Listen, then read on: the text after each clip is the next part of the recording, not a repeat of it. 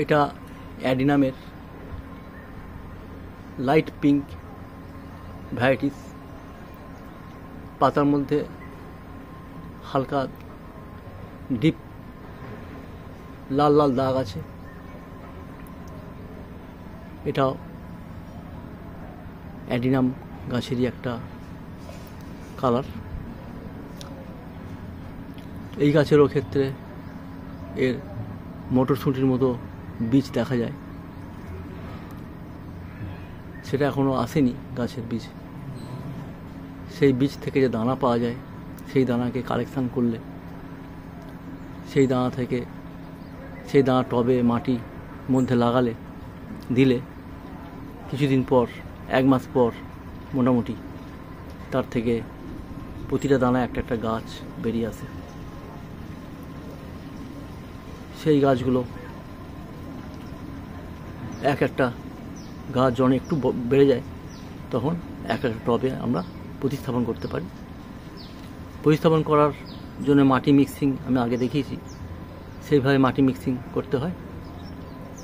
এতে এই মাটিতে গাছ বসানোর পর পটিং করার পর তারপর তার সার দেওয়ার প্রয়োজন হয় 1 মাস পর। সেক্ষেত্রে মিক্স সার যেটা আমি দেখিয়েছি আগের ভিডিওতে,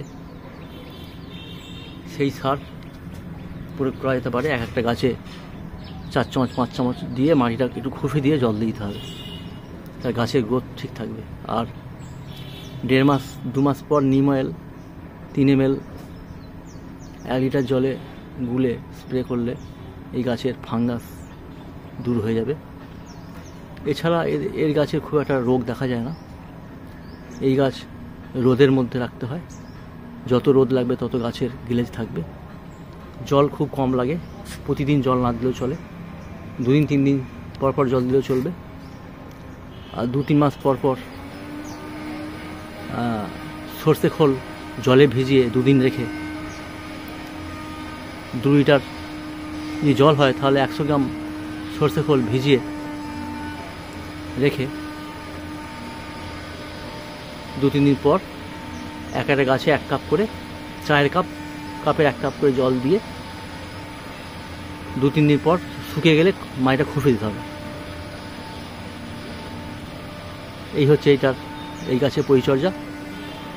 আর যত রোদে রাখা যাবে ততই, সারাদিন রোদ পেলেও এই গাছ ভালো থাকে।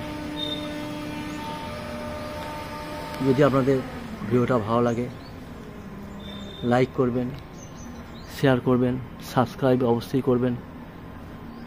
আপনাদের সাবস্ক্রাইব আমাকে ভবিষ্যতে নলেজেবল ইনফরমেটিভ ভিডিও তৈরি করতে প্রেরণা যোগাবে। ভালো থাকবেন। Thank you.